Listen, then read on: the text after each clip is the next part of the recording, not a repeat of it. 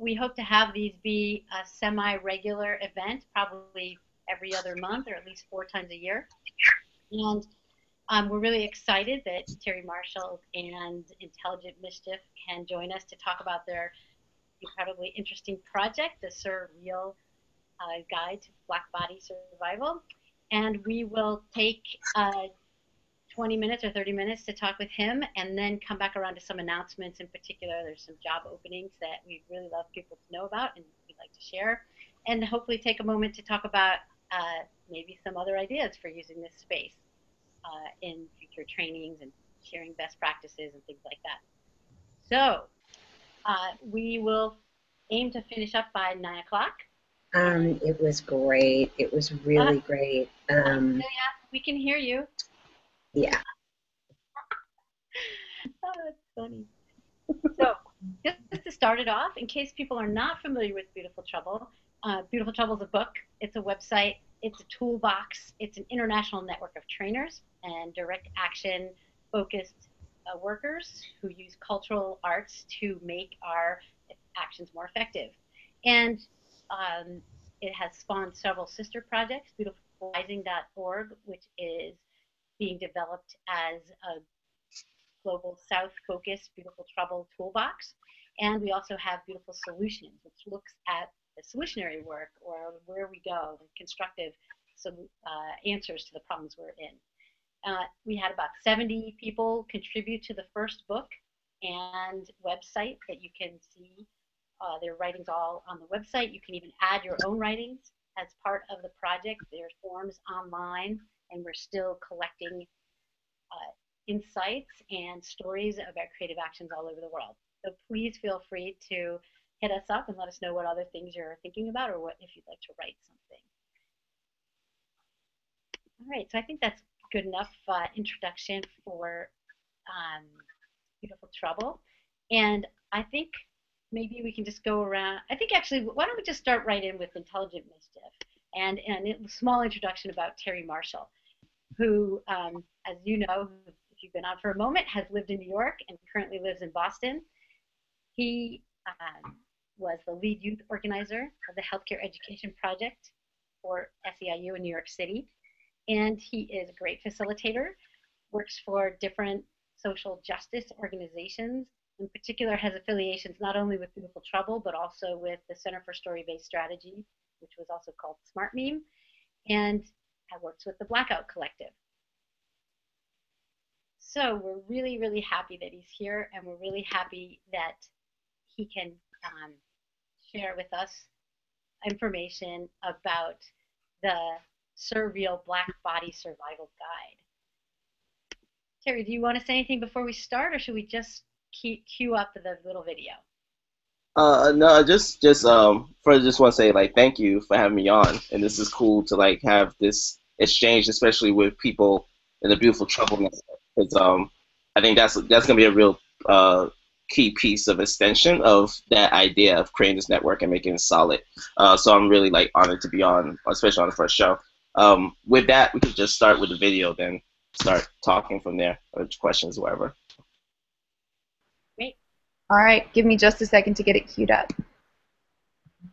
So as we watch the video, I encourage people to think about questions that you have coming from an activist or an artist perspective, and thinking about how we can use this time with Terry to have some, more deeper conversations about strategic arts and activism. All right. What is that right there? There's a hotness. Yeah, you're right. I don't know what they actually doing right there. I don't get it. Jesus help us all. Stop. Don't turn off this. Wait, are you guys having trouble seeing that? Were you able to see it okay? No? Okay. This is good. 1 second.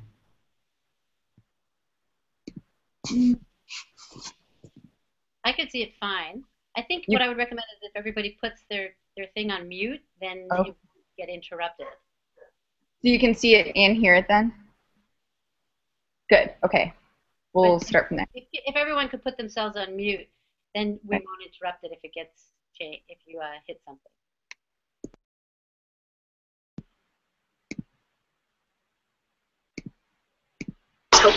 Now, stop. Don't turn off your device. Stop. Don't turn off your device. We are in control of your media. Black bodies are under attack. Every day we hear stories about the attack on Black lives. This is not a war. This is a cult. Your options are imprisonment, death, or survival. If you choose survival, you will need help. You must acquire a copy of the Black Body Survival Guide. Kristen, can you come downstairs, please? Mom, I'm working on Black freedom. What is the Black Body Survival Guide, you ask? It is a key to a door. Tips and tricks to survive the stark reality. Who is the Black Body Survival Guide for? Anyone who believes in the survival of the Black body and the freedom of the people who wish to be. We are out of time. If you wish to be the architect of your own liberation, join us in supporting the Black Body Survival Guide. Don't wait. Cut the connection.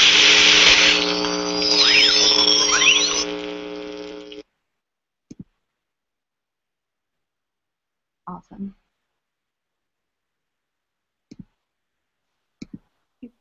People can now unmute themselves so we can be part of the conversation.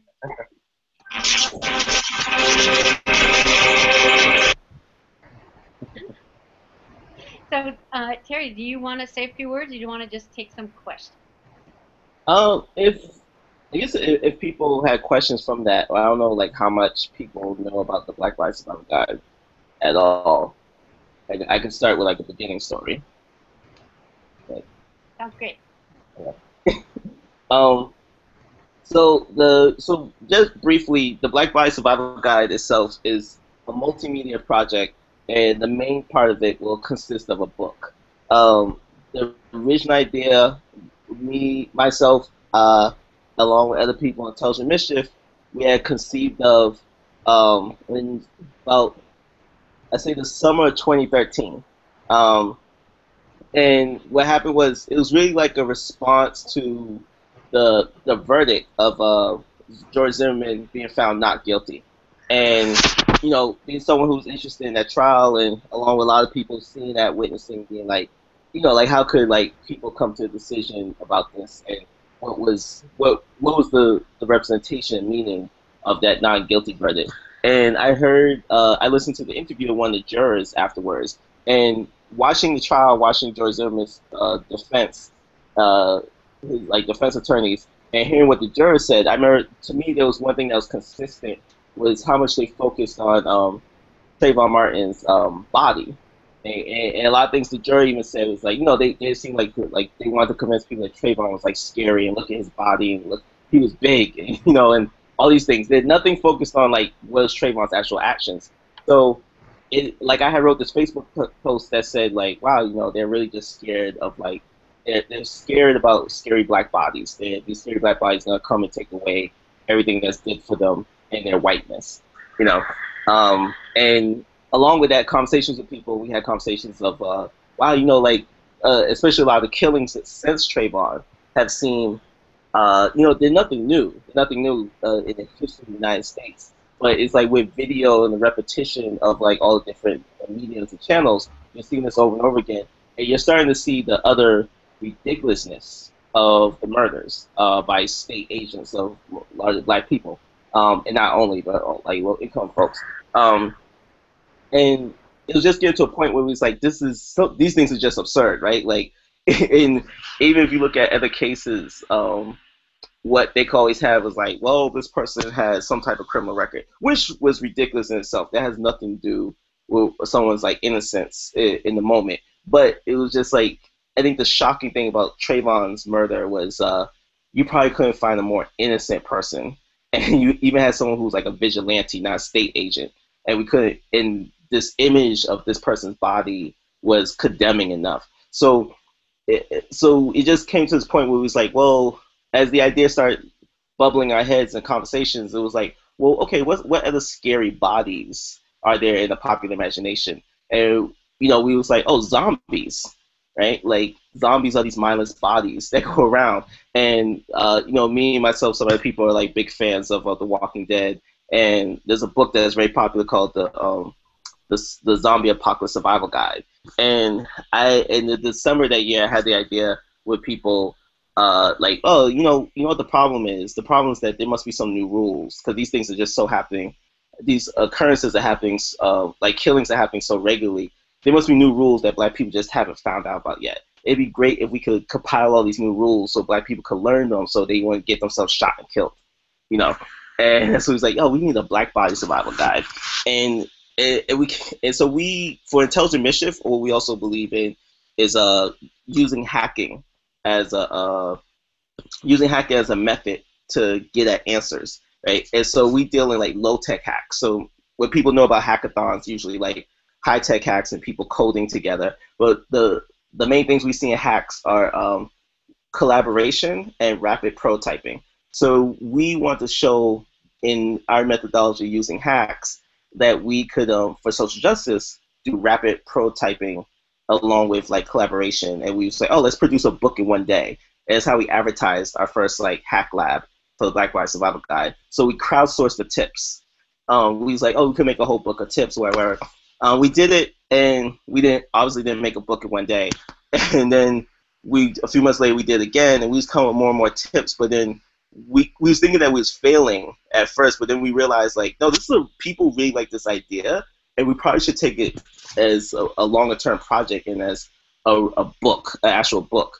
And so that went on the journey of we was like, it couldn't just be it could also be videos, it could be like swag, like like stickers, other things like that, like get the word out. We was like, oh, in this one idea, this kernel, this idea could be so many other things. And there's kind of like we've gone from there to the point where we're at now. There's a lot more in between, but when we went to like we was like, we need resources to start the book, so then we started Indiegogo campaign to fundraise $8,000. As of noon today, around noonish, we achieved that goal. We still got about 24 hours left, so we're trying to surpass it even more.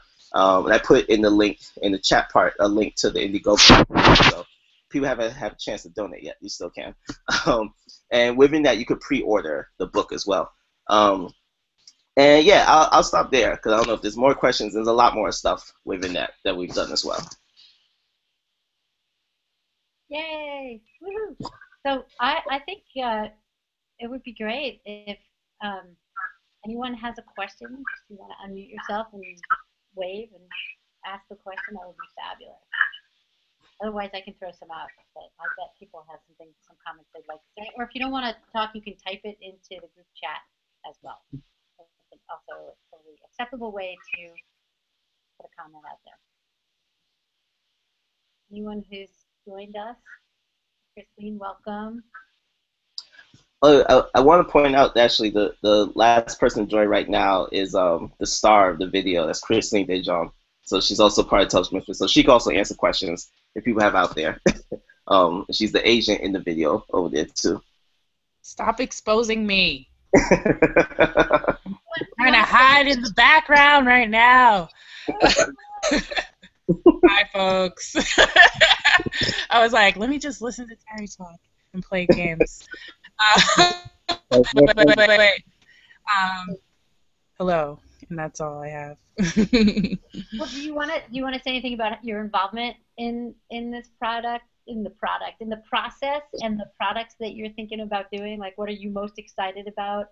I love the fact when I saw this, I thought of this zombie apocalypse survival guide, and I was wondering if there was inspiration from that, or I also was when I saw the card deck. I'm actually in the process of writing a little blog on how people use card decks in political activism and political work. We've done card decks of war criminals. We've done card decks of people who are killing the planet in lots of different ways, things like that. So I'm just wondering, Christine, if you'd like to say anything about your involvement with the project or any of the things you're particularly excited about, or anything else you want to add. I just want to say I was there from the beginning. So I actually remembered the moment, like in the space and time where the concept like emerged, is like when we were walking down the street from like the food court with Malia from Future Boston and just turning that curve. And I could just never forget that moment because I was just like, that's when a brilliant idea happened. But yeah, you should. I think the whole zombie apocalypse idea really goes to Terry because he loves Walking Dead. And I watched that show like 2 episodes and I got so stressed out because like I can't handle all the death and all, I'm like, oh my god, I feel like I'm in the show. So so that goes to Terry. Really awesome. Well, did you? Can you all see? Celia wrote a question for either one of you, actually.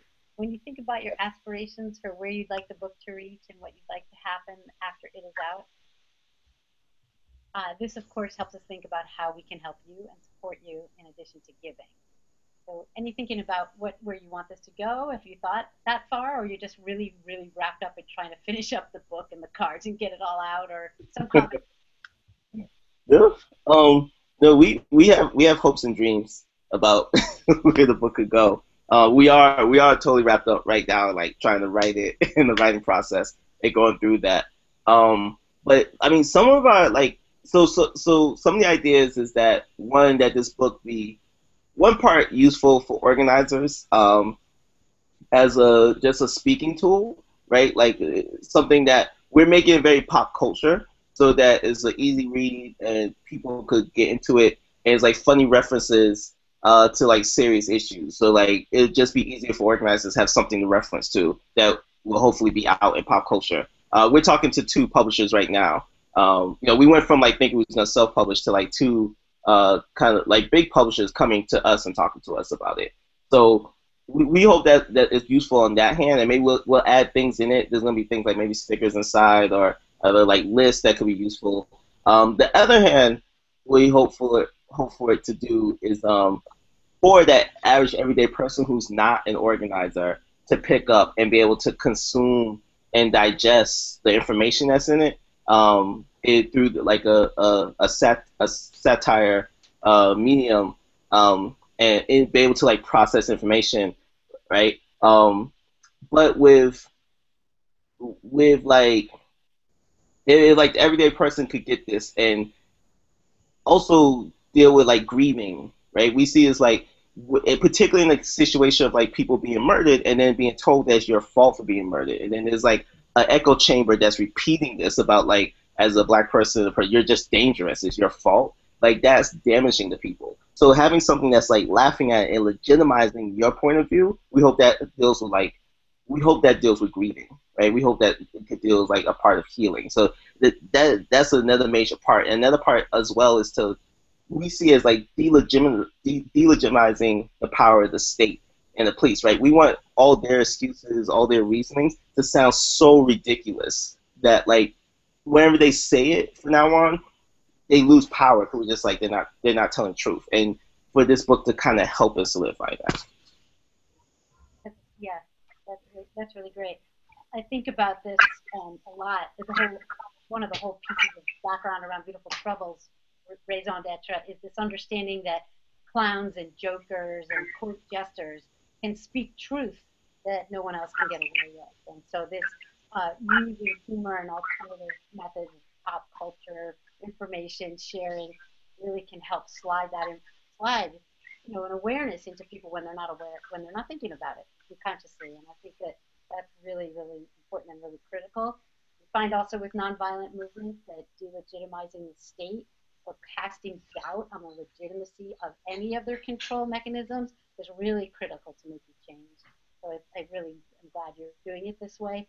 And of course, the understanding that there's a fine line between laughing and crying and processing emotion is really valuable, I think, as far as thinking about what arts and culture bring to the movement and to, fighting these oppressive systems that we live in, the racist systems, the, misogynist system, capitalist system, and so all the pieces that we are up against. And in fact, so we need sometimes a break from it. We need to be able to laugh at ourselves and with each other so that we can actually move through it. So I think that's all really great to hear that you have this whole big picture and a long tradition of behind you of people using tools like this. Pretty awesome. Yeah. Any questions? Any other thoughts coming in? Haj, I see your face. Do you have a thought, a comment?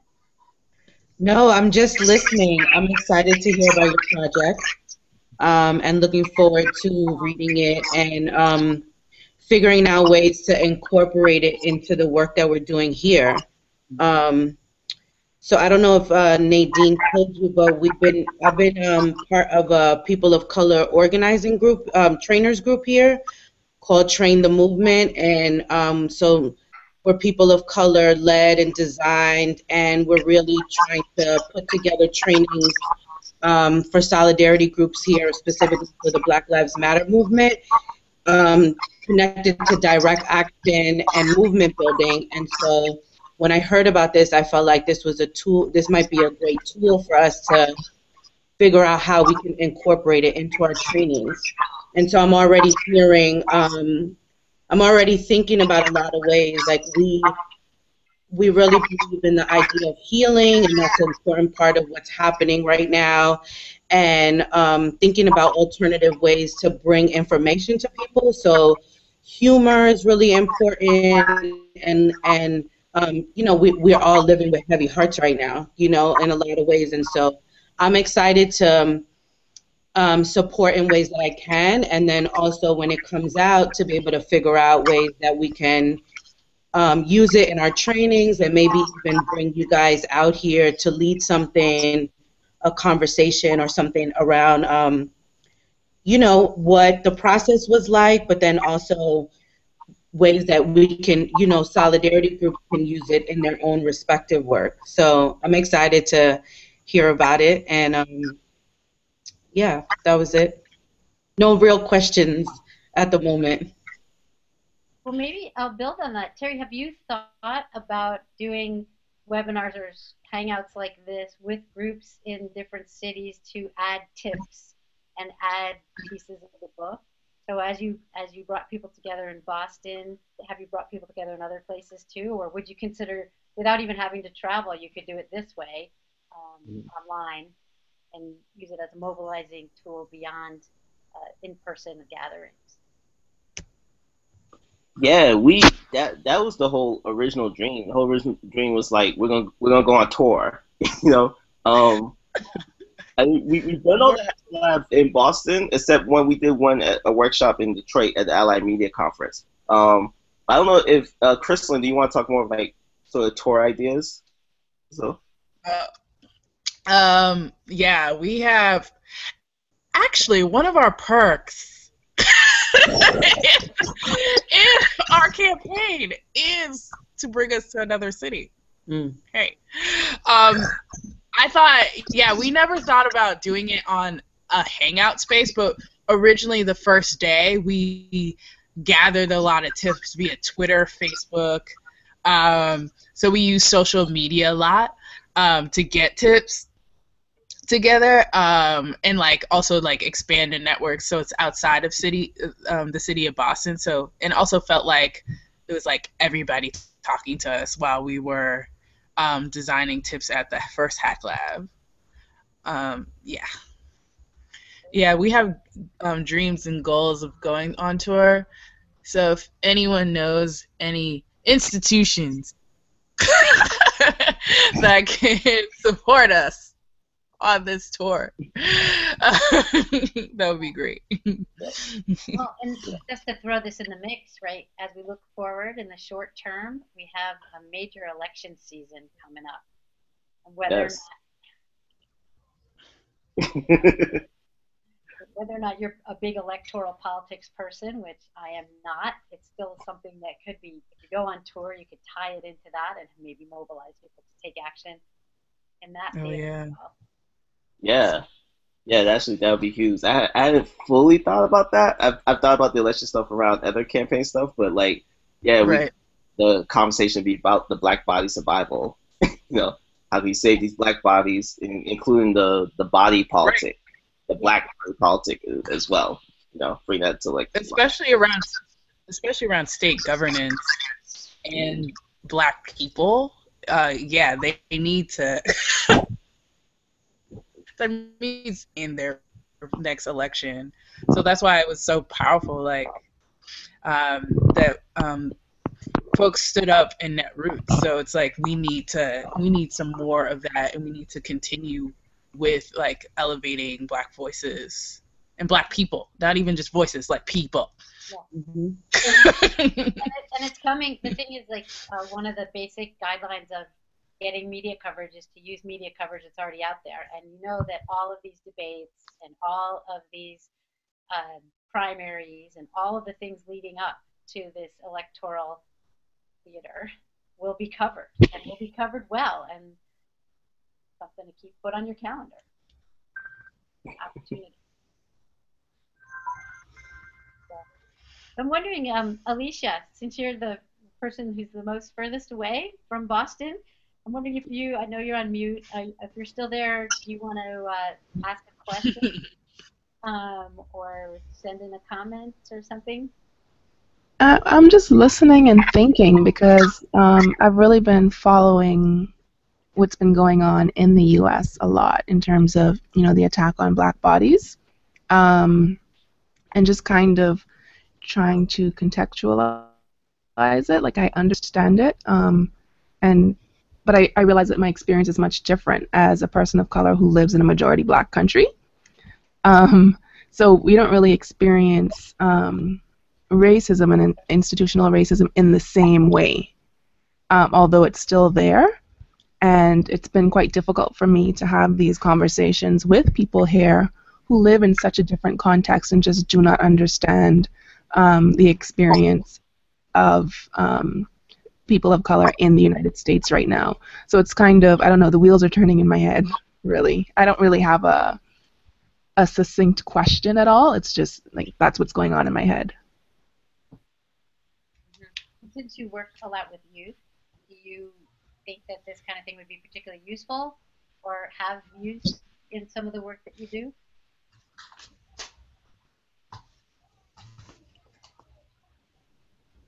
So sorry, I think I missed part of what you asked. It was just a question about, and I guess maybe this is a question for everyone, but a question about audience.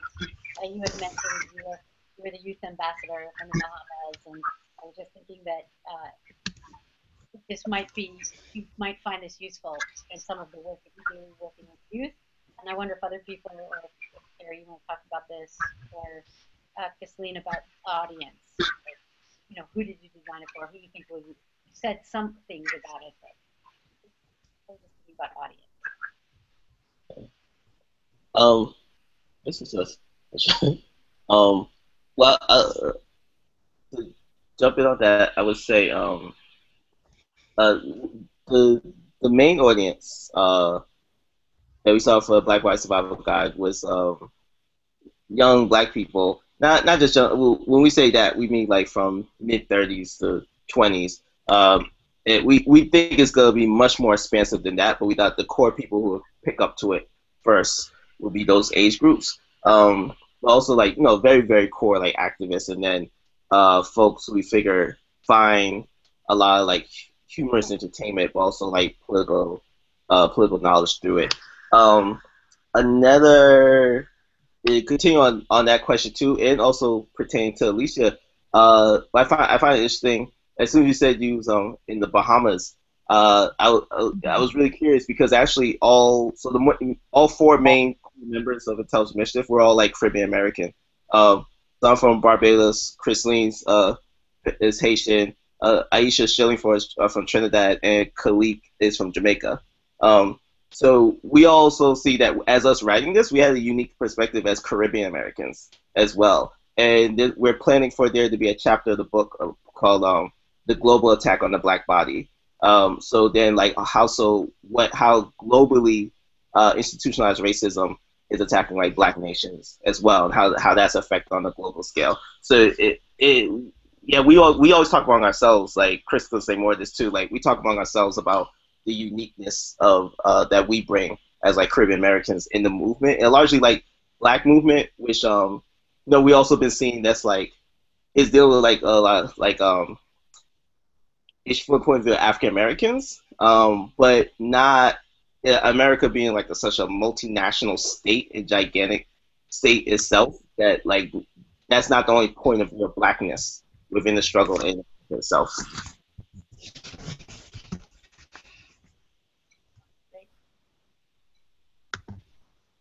Christine, are you on mute? No, Okay. I'm here. I just had to move around.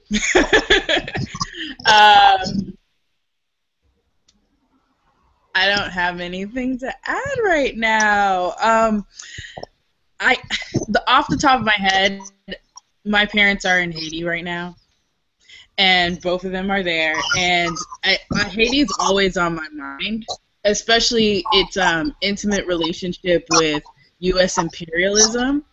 So I do feel so like we are coming from the U.S. perspective because we live here and we're like I was also raised in the States and I was born here too. So I am American. Sometimes I'm like blah, but so and it's also I grew up with Haitian parents and like people that come from a black nation, and that's like a very special point of view. And because I always grew up with like black presidents in my life, and that's like not something new to me. And I know that's definitely unique for Black Americans. And I also, it took me a long time for me to understand how white supremacy works in Haiti.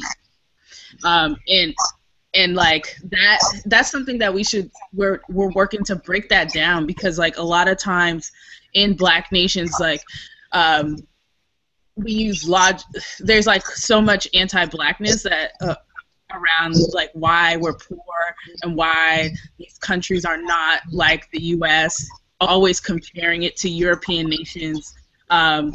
So like this is something that we want to flesh out, especially for folks that are from the U.S., and also understand that this movement is a global movement as well. It's not just anti-Blackness is just not a United States thing. Mm-hmm.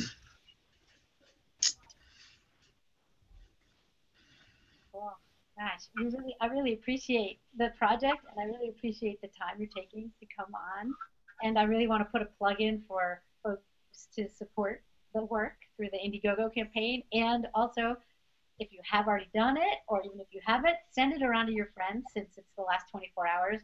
We thought that this first hangout for Beautiful Trouble would be great to highlight a project that is in need of support as we do this work. So we're really excited about it, and really want to encourage people to spread the information around. I guess we could take a last question or comment for you guys, and then we'll close up in a few minutes, keeping to our 1 hour limit. Anybody want to chime in or add a comment about anything that's going on with the project, upcoming things, suggestions you might have for tips, or whatever it is? Any thoughts would be welcome. And I see that Ray also has joined. So Ray, if you want to type in something or add a question, feel free to do that. Anybody else? So I just wanted to add that I'm thankful for this little piece that just happened right now. I wasn't aware that Alicia was in Barbados, is what you said? I think, so I've been recently also engaging in the South Asian community and really thinking about ways to talk about anti-Black racism and how it shows up also within South Asian communities. And so I appreciate what you just said, Christine, because it's making me think about how this tool can also be used in that space as well. So I just wanted to say thank you for that. Oh, you're welcome. You're welcome.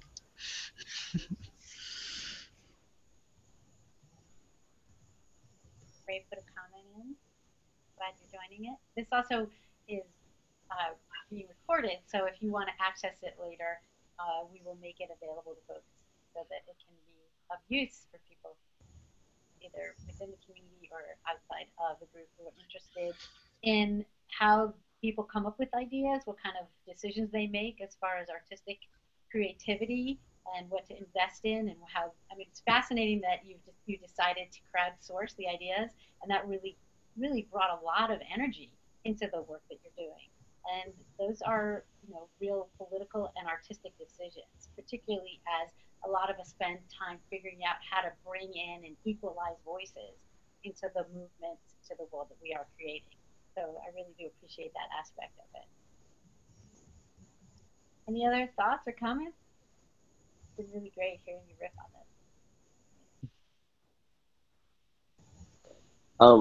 this. I just add in some stuff too, in that like yeah, that it was a key thing for us to like at the beginning crowdsourcing the tips, because we wanted the book to come from like everyday experiences from people. In actually writing a longer term book, this is like the technical aspects of this, right? In case anybody decides to write a book or has written a book themselves.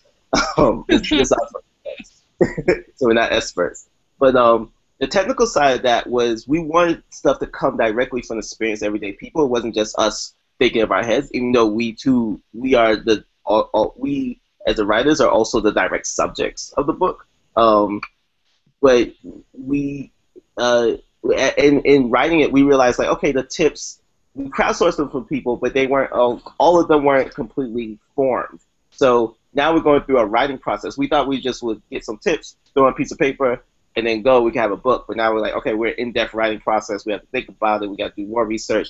We have like about 100 tips all together. We have to filter them. It's a much longer process to go through. So that's just some like technical background, just to know that. But it was still a very important decision for us to like at least crowdsource the original tips, come from people and get a sense. And we've like perfected, we've bettered our workshop to derive more tips from people. That's what we did in Detroit at that Light Media Conference. We did more of that. And the tips themselves, in case people haven't seen it, if people go to the Indiegogo, you'll see some of the perks are some of the tips that we turned into real life tools. So we had a tip that was like you may need, as a person who has a black body, you may at times find yourself in need of a white cosigner, right, to get yourself out of trouble. And so in partnership with Center for Story-Based Strategy, and in particular Felicia Perez, we designed the race cards, which is a card that says like, hey, if I'm in trouble, please see the person who signed this card, who's my white cosigner. Please call them. And you can have your white friend sign the card, and as they call them, they can say like, oh no, this is a good black, so like that. So we made that a real tool. We've been handing those out to people, So some about the race card, like the physical rep. There goes right there. Thank you, Chelsea. The physical representation of the race card. When people say that the race card or whatever is this invisible construct, that's ridiculous. Like to actually manifest it brings that whole thing to light, to conversation. So we hope to like do that a lot more, a lot of different tools, and turn them to a lot of different tips and turn to tools. Like we have a tip that's if you're being chased by the ICE or immigration, it'd be great if you could have an invisibility cloak.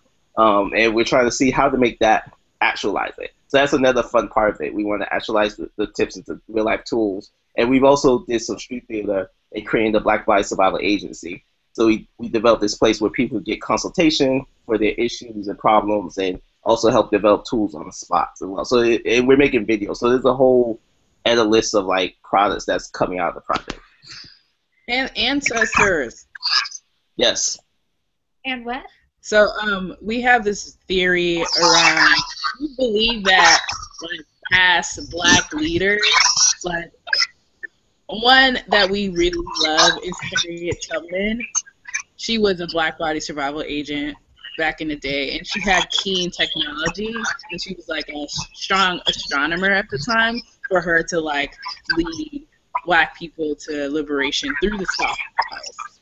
So like we also like get looking at people in a different perspective, and it's not like becoming an agent is like an exceptional experience. It's like this is like, yes, they're special human beings, and that you can be an agent too, and these are the special things that this agent of the past, ancestor of the past, brought to this world to liberate black folks.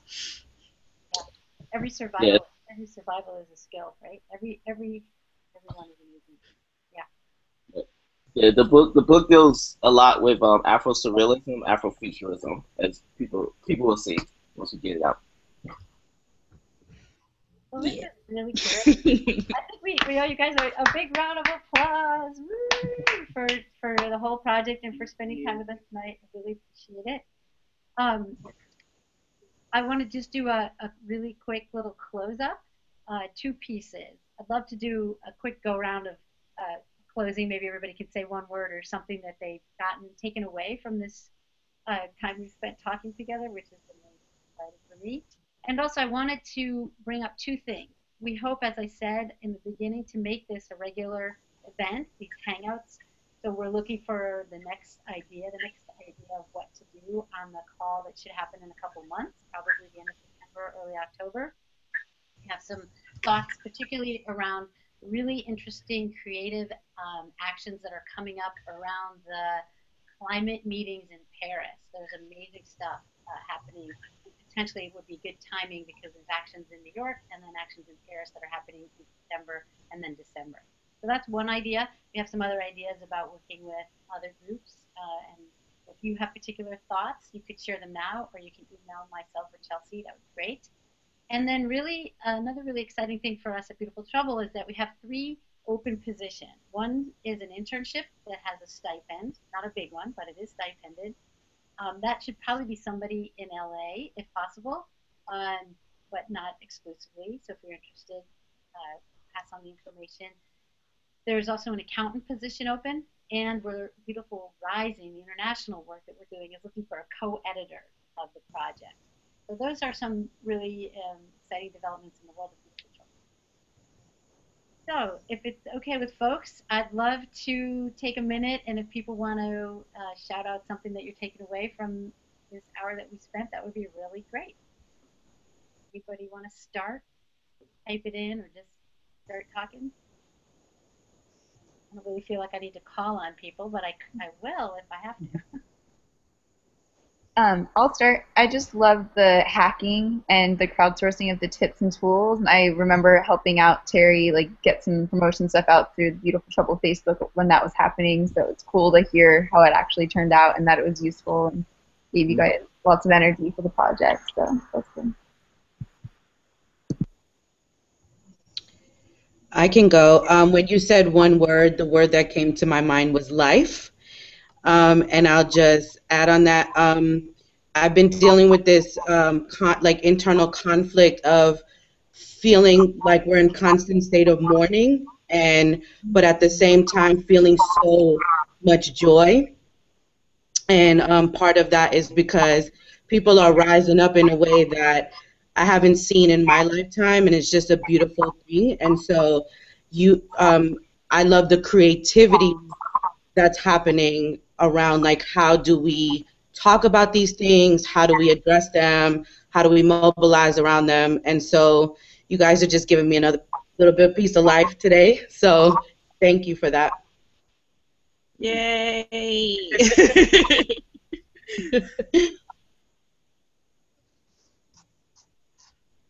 So Ray or Celia or Alicia? And then Christine and Terry can close this out.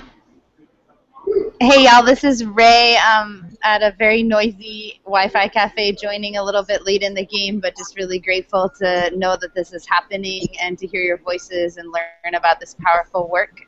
My word would be gratitude and transformation, and curious about how to plug in more. Thanks. I'll go. This is Celia, and my word was irresistible or irresistibility, I guess, because of that whole idea that you were talking about, Terry, about the card, especially, to take something that's a concept like that, a race card, make it a physical thing, have it handed to each other, take something that has all that weirdness attached to it and make it just into this irresistible, playful moment, and I just spent a month in South Africa. There's a lot of intense stuff going on right now around xenophobia there and a racism that's emerging around folks from other African countries that are coming in to flee racism and oppression and coming into South Africa and then facing oppression there. And I was just thinking that even though this is going to be written from your guys' experience and your own point of view, the playfulness of it, the accessibility, the gamification, I think could have huge resonance in any country that's facing racism, you know, of any kind. And I think that don't underestimate the power of how things will transfer, even though it's not exactly the same shared experience. And I just look forward to sharing it with some friends. I was part of an activist scholar program down there, and there's a bunch of people who I think would really dig it when it's done. Yeah, we'd love to connect on that. Thank you. My word is potential. I'm really excited about this whole thing, and I'm really thankful that you guys took time and looking forward to hearing about it. And Alicia, are you still there? Do you want to throw something out as a closing thought? Alicia wrote something in the chat. Oh yeah. And I'll read it. I appreciate the use of humor in this project, particularly because it is addressing such a difficult, heavy issue that deserves our attention and in a myriad of ways. Thank you. But Carrie, do you want to close us out? Everybody spoke, right? Oh no, actually, Chrisleen, you didn't say. Did you want to say something? You got me. I would say I feel inspired. I feel inspired especially by the woman, Alicia in Bahamas and Kay. And just you two sharing your experiences with anti-Blackness in like where you are and what communities you're in. It made me really think about how broad it hurts like how global anti-Blackness is, and it also makes me think like how special it is to listen to each other's experience and how important it is because it's silence in so many ways. So I feel inspired by just listening to y'all and you all transferring this information and also translating this information in your communities too. Thank you. Thank you. So, Harry, do you want to take us out? Closing comment? I would say like ditto what everyone said, but also what Kristen said. Like, just thank you for everyone to like participate in this, and I feel I guess inspiration as well because there's people who I've known, there's people on here who I haven't seen in years who I'm hopeful to reconnect with, and also new people on here. So, this is like good, and this like a good sized group to actually just have this conversation. So I hope like with this project we could like think of new ideas and also reconnect in new ways as well. So I'm kind of excited as well. That'd be my word, excited. Awesome. Well, I guess the big closing out is if you're in the chat, you can see the place to go get more information about the Indiegogo campaign and the link to put on your Facebook page or whatever you're going to do to get it out to people that you know who maybe haven't heard about this yet. So we're really excited. And if anybody does, off the top of your head, have ideas for folks that you'd like to see as part of a hangout with the Beautiful Trouble Network, let us know. It is a particularly useful place, I think, for us to tap folks who are on the cutting edge of cultural activism and have a little bit of a tete-a-tete with them to talk about how their projects came to be and what they were thinking about as they pulled it together and what kind of work they want to continue doing. So if anybody want to shout it out now or put it in the notes, feel free to do it, or just email myself or Chelsea at any point. So any last words folks want to throw out? Or just a big round of applause. It's right at 9 o'clock. Really awesome. Thank you so much. Yay! And a lot of you, hopefully we'll see you all sometime soon. Maybe we'll all go visit Alicia in the Bahamas.